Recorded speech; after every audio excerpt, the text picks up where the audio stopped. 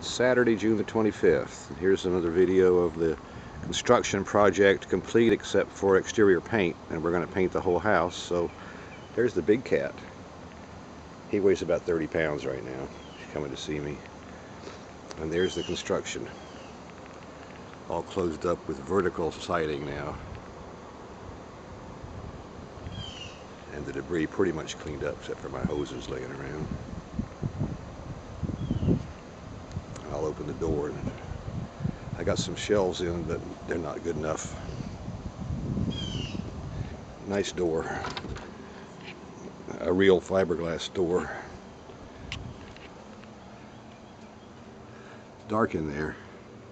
You can still see the construction.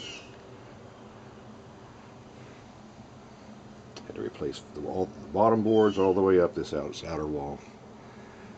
And then go back outside and see the neighborhood. And Big Cat.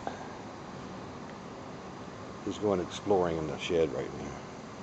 You want to see what's in there, big boy?